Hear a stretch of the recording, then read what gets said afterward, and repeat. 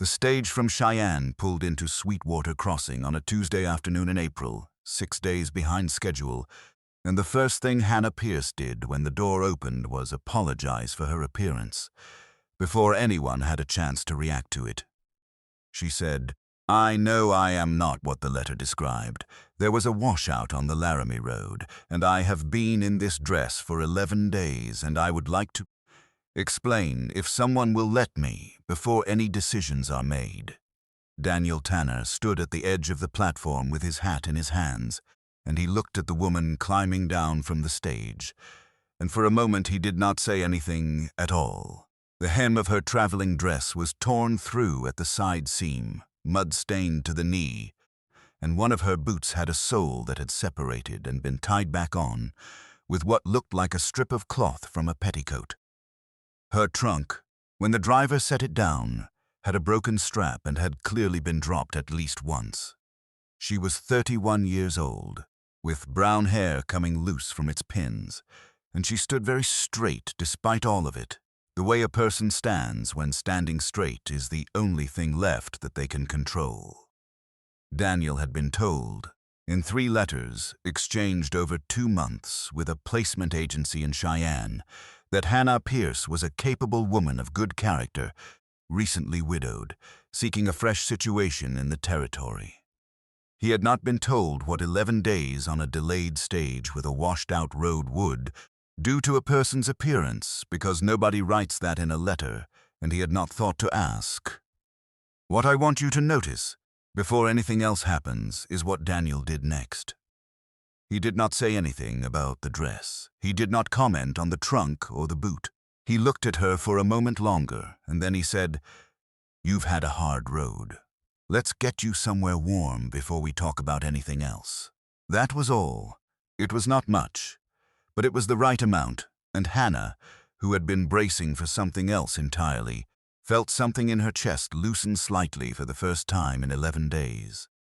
Then a small voice said, from somewhere near Daniel's knee, where a child had been standing quietly enough that Hannah had not noticed her, "Please be our mama."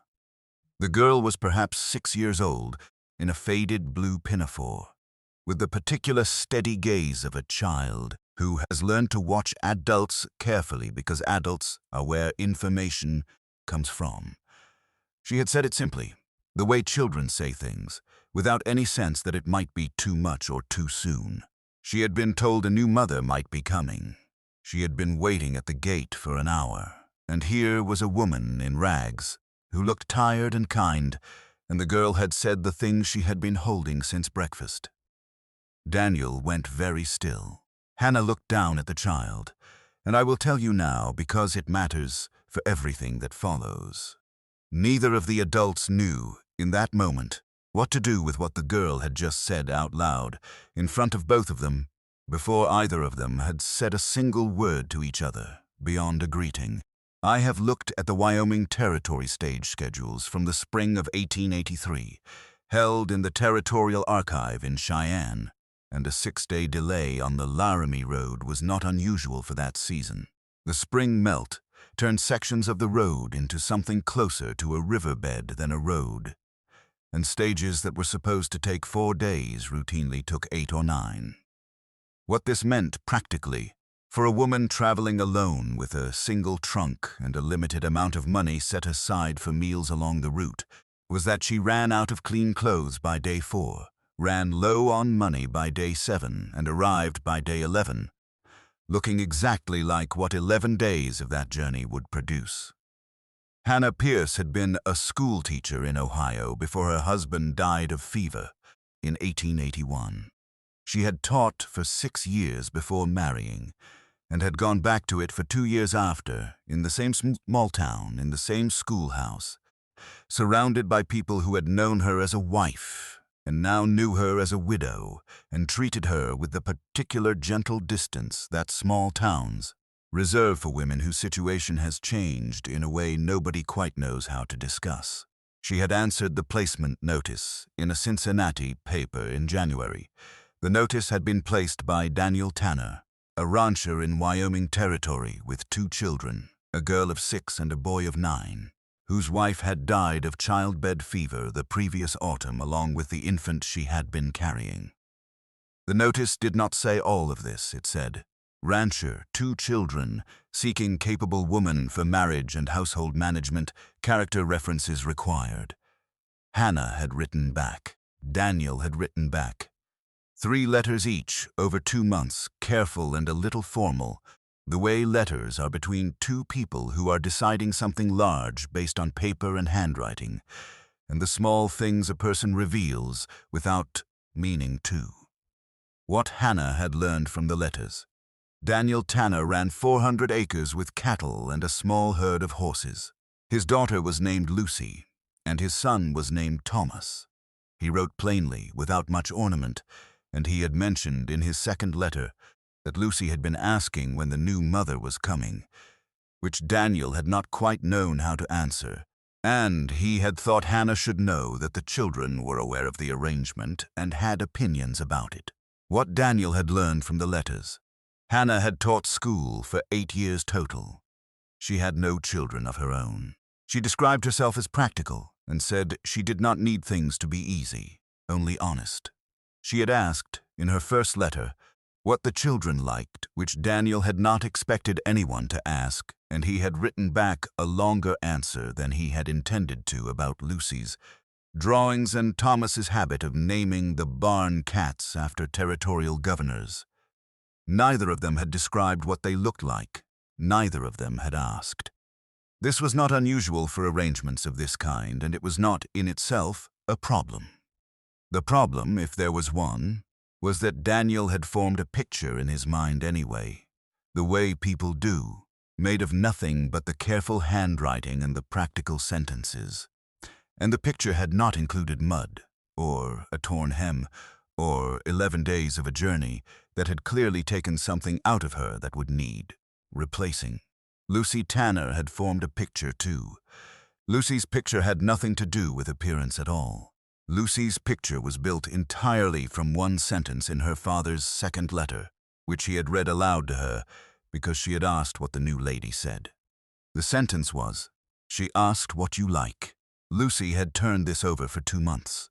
A grown woman, a stranger in a place far away, had asked a question about Lucy specifically. Lucy had decided, based on this single sentence, that this was a person worth waiting for at the gate. The ranch house was a mile from the crossing, and Daniel drove the wagon while Hannah sat beside him with Lucy wedged between them. And Thomas, who was 9 and considerably more reserved than his sister, rode behind on the small horse he was technically too young to be allowed to handle. Alone, but handled anyway because Daniel had decided some rules were not worth the argument. Lucy talked the entire way. She talked about the cats, whose names Hannah recognized immediately from Daniel's letter, which made Lucy extremely pleased, because it meant the lady had read about them and remembered. She talked about the schoolhouse in town, which she attended 3 days a week when the weather allowed. She talked about her mother briefly, in the unself-conscious way young children sometimes talk about loss, stating it as a fact among other facts. "My mother died, and then the baby died too, and Thomas does not like to talk about it, but I do sometimes."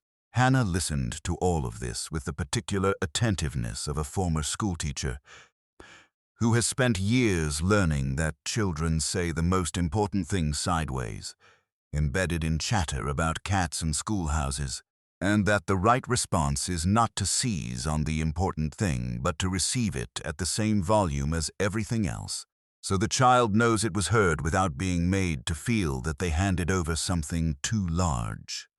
She said, when Lucy mentioned her mother, "That sounds like it was a very hard year," Lucy said. "It was." And then, without any visible transition, she went back to the cats. Hannah understood this. She did not try to extend the moment. She had learned in 8 years of teaching that children close a door when they are done with it, and the respectful thing is to let the door close. Daniel, driving, said very little during this exchange, but he heard all of it, and something in his shoulders, which had been set in a particular careful way since the stage pulled in, eased slightly.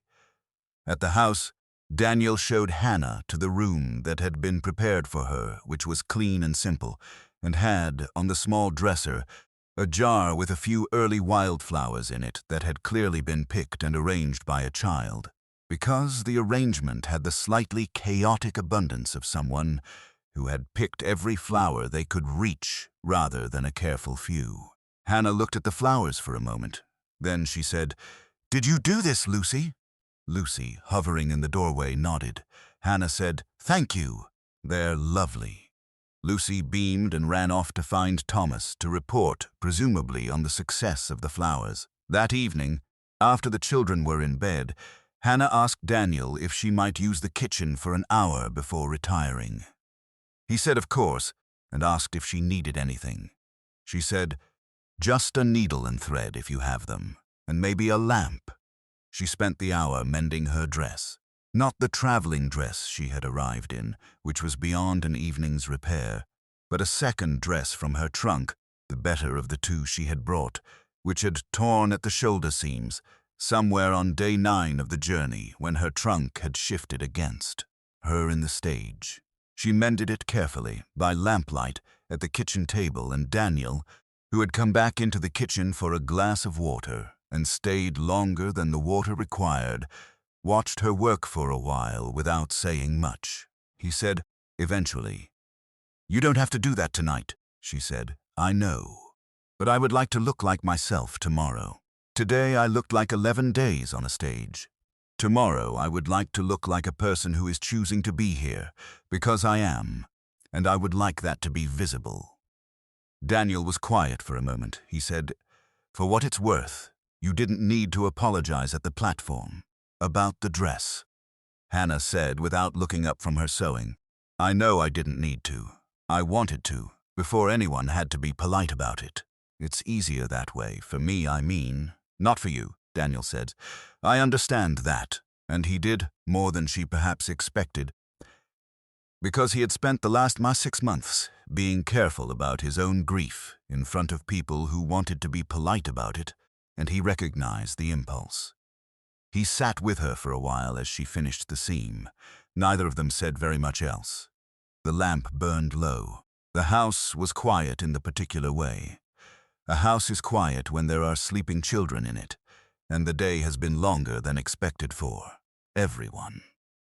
The next morning, before anyone else was awake, Hannah was already in the kitchen, and Daniel found her there when he came in from the early chores, standing at the stove with a cup of coffee already poured for him. Set at his place at the table without comment, he said. "You didn't have to do that," she said. "I know. I wanted to see the kitchen properly in daylight, and I think better with something in my hands." The coffee was incidental. Daniel sat down and drank it, and found it was good coffee, better than he was used to making for himself, and he said so, and Hannah said that was a low bar to clear, which made him laugh before he had quite decided to. Over the following days, Hannah took stock of the household the way a person does when they intend to stay, rather than simply pass through. She found the root cellar disorganized in a way that suggested nobody had properly sorted it since the previous autumn, and she spent an afternoon reorganizing it, setting aside what needed using first, and Daniel, coming across her at this task, said only that his late wife had kept it the same way, organized by what would spoil soonest. And Hannah said that was the sensible way to do it, and neither of them made anything further of the comparison, though both of them noticed it had been made without flinching. Thomas, the 9-year-old, took longer than Lucy to warm to the new arrangement, not because he was unkind, but because he was careful, in the way older children sometimes are after a loss, about investing in things that might not last. Hannah noticed this and did not push. She simply made herself reliably present. Breakfast on time, his shirts mended before he noticed they were torn. His questions about the territorial governors, whose names the barn cats carried, answered with more detail than he had expected anyone to have. It was Thomas, in the second week, who first called her by name without the careful formality he had been using. He asked at supper, "Hannah, Did you know Governor Hoyt personally, or just from the newspapers? And Hannah, recognizing the small shift for what it was, answered the question, as though it were the most natural thing in the world, which it was rapidly becoming. The marriage took place 8 days after Hannah's arrival, at the church in Sweetwater Crossing, with the minister and 4 witnesses, which was the standard arrangement for situations like this in the territory, and was treated, by everyone present, with a practical seriousness that did not require romance to be present in order to be valid. What I want to describe is not the wedding itself, which was brief and unremarkable, but the 6 weeks that followed, because that is where the actual story is. Hannah ran the household with the same competence the placement agency had promised, and Daniel had, on some level, hoped for without quite believing in. She reorganized the kitchen within the first week in a way that made sense once you saw it, and had clearly not made sense before. She took over Lucy and Thomas's schooling on the days the weather kept them from the schoolhouse, and within a month Thomas, who had been indifferent to reading, was reading 3 books Hannah had brought in her trunk because she had noticed he liked stories about exploration and had, without comment, simply made sure those were the books available. She and Daniel developed a working rhythm that was, on the surface, exactly what the arrangement had promised. A household run well, children cared for, 2 adults sharing a roof and a set of responsibilities with mutual respect and no friction worth mentioning. What neither of them mentioned for 6 weeks was the question of whether there was anything beyond that. They were, by any practical measure, partners. They ate together, discussed the household together, made decisions about the children together. But there was a carefulness between them, a kind of formal courtesy that had not worn off the way Daniel had perhaps expected it to. They did not speak of Daniel's first wife, beyond what the children mentioned naturally. They did not speak of Hannah's husband, beyond the bare fact of his death, which she had mentioned once, briefly, and which Daniel had not pressed on. Lucy, who at 6 years old had none of the carefulness the adults were practicing, asked Hannah directly one afternoon, while they were hanging washing, whether Hannah loved her father. Hannah, caught without preparation for this question, said, "I think your father and I are still getting to know each other, Lucy. That takes time." Lucy considered this, she said. "You held his hand at the wedding." Hannah said, "That's part of the ceremony." Lucy said, "You held it longer than the ceremony needed." Hannah did not have a response to this.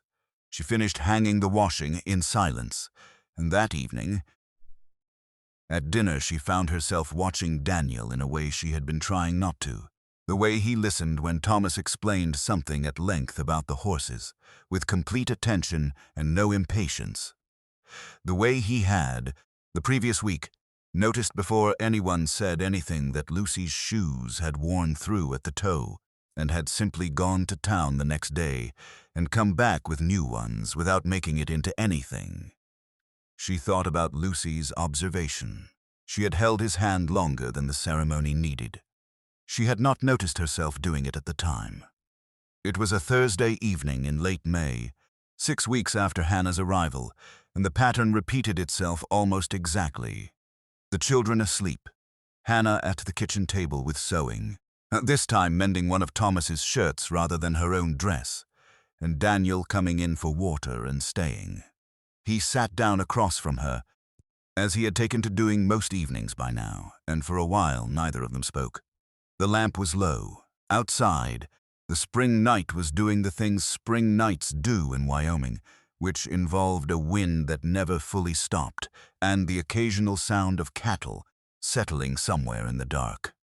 Daniel said, eventually, in the careful tone he used when he had been thinking about something for a while, and had decided to say it, "Lucy asked me something today. She asked if I was going to marry you properly.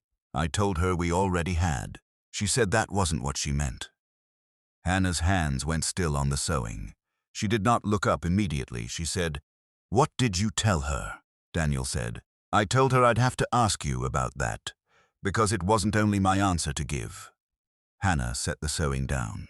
She looked at him. The lamp made the kitchen small and warm in the way lamplight does, a circle of light with the dark territory pressing in just outside the window, and inside that circle, for the first time since the platform 6 weeks ago, neither of them was being careful. She said, "When I got off that stage, I apologized for how I looked before you'd even said hello. I had spent 11 days rehearsing that apology, because I was certain that whatever I'd looked like, it would be the first thing you saw, and I wanted to get ahead of it." She paused. "You didn't say anything about it. You said I'd had a hard road and you wanted to get me somewhere warm." And then Lucy said what she said, and I think, if I am honest, that was the moment I stopped thinking of this as an arrangement. Daniel was quiet for a moment. He said, "I had a picture in my head, from the letters, of what this would be. You didn't match the picture when you got off the stage. But somewhere in the last 6 weeks, I stopped thinking about the picture at all, because the actual version turned out to be better than what I'd imagined. And I didn't notice that happening until just now, saying it out loud." Hannah said, "That is possibly the nicest thing anyone has said to me in 3 years, sadly. I'm not very good at saying things. I wanted you to know that I noticed." Lucy noticed before either of us did, I think. She usually does. Hannah reached across the table. He took her hand. Neither of them said anything else for a while, and the silence was not the careful silence of the past 6 weeks. It was a different kind. They told the children together, the next morning, over breakfast, in plain terms appropriate to a 6-year-old and a 9-year-old, that they had decided beyond the practical arrangement that they wanted to be married properly in the way that meant something beyond paper, and that they had wanted Lucy and Thomas to know first.